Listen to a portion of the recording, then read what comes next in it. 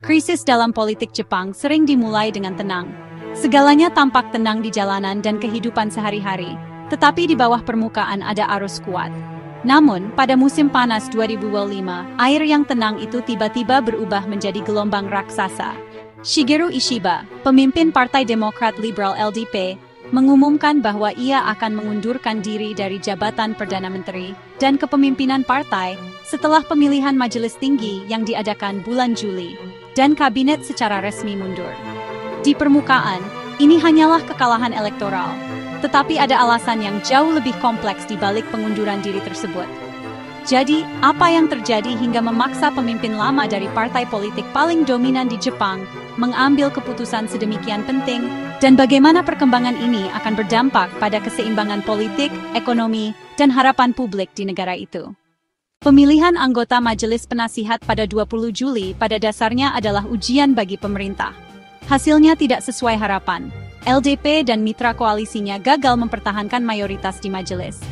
Ini bukan hanya kekalahan secara angka, tetapi juga situasi yang secara serius membatasi kapasitas legislatif pemerintah. Ketika hasil pemilihan diumumkan, perhatian publik pun otomatis tertuju pada Ishiba. Apakah ini krisis pertama yang dihadapi Ishiba dalam karier politiknya? Faktanya, ia sebelumnya pernah mengalami masa kontroversial, bergulat dengan berbagai tantangan di bawah bayang-bayang persaingan internal partai. Tetapi kali ini berbeda. Hilangnya kepercayaan publik dan keresahan di dalam partai bergabung dan membuat pengunduran dirinya menjadi nyaris tak terelakkan. Kehilangan mayoritas di majelis juga membatasi kelayakan kebijakan ekonomi dan sosial, mengirimkan pesan kuat tentang masa depan pemerintah. Mengapa publik tidak cukup mendukung pemerintahan Ishiba? Jawabannya beragam. Masalah ekonomi menjadi fokus utama. Selama masa pemulihan pasca pandemi, perlambatan, naiknya biaya energi, dan tekanan inflasi secara langsung mempengaruhi kehidupan sehari-hari. Solusi pemerintah gagal memenuhi harapan masyarakat. Reformasi kesejahteraan sosial yang tidak memadai, kekurangan dalam sistem pendidikan, dan kekakuan dalam kebijakan keamanan meningkatkan ketidakpuasan publik. Oposisi internal partai mengklaim bahwa Ishiba tidak peka terhadap kebutuhan rakyat dan visi kepemimpinannya masih kurang. Kekalahan pemilu membuat semua masalah ini menjadi nyata, dan seorang pemimpin yang kehilangan kepercayaan publik mendapat tekanan besar baik dari partai maupun masyarakat. Ishiba secara terbuka menyatakan bahwa pengunduran dirinya dibentuk oleh alasan yang berlapis-lapis ini.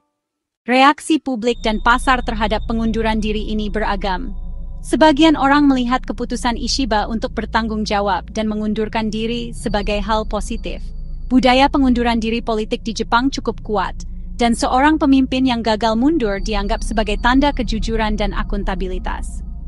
Di sisi lain, ada juga kekhawatiran mengenai ketidakstabilan politik di masyarakat. Survei menunjukkan prioritas publik terfokus pada ekonomi. Masyarakat menuntut kenaikan upah, pengendalian inflasi, dan jaringan perlindungan sosial yang lebih kuat. Kebijakan luar negeri dan keamanan menjadi perhatian sekunder. Pasar mengalami fluktuasi jangka pendek, yen melemah, dan investor saham bersikap hati-hati.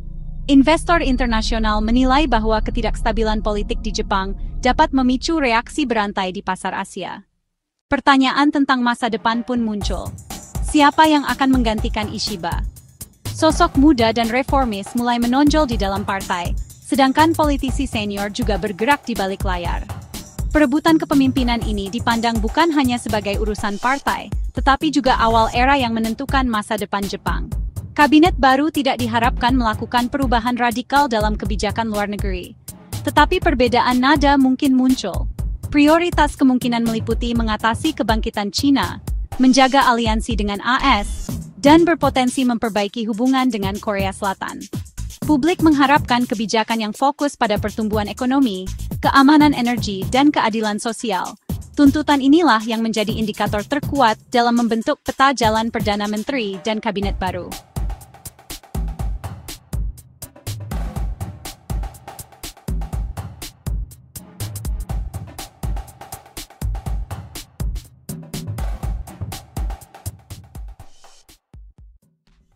Di Jepang, pengunduran diri seorang Perdana Menteri bukan hal yang mengejutkan.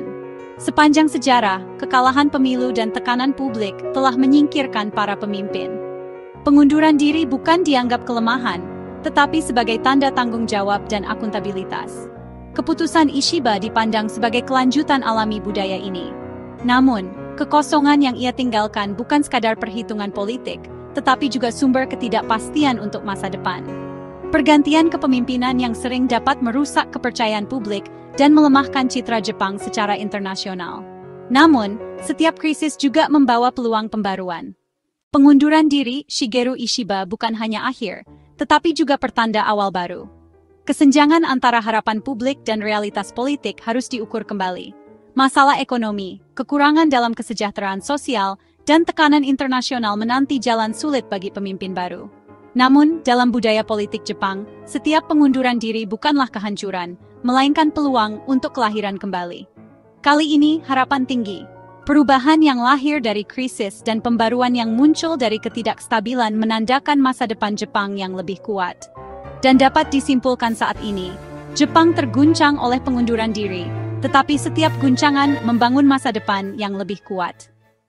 Jika Anda ingin konten seperti ini, jangan lupa untuk suka, subscribe, dan tinggalkan pendapat Anda di kolom komentar di bawah. Menurut Anda, bagaimana perubahan politik ini akan mempengaruhi masa depan Jepang? Kami ingin mendengar ide Anda.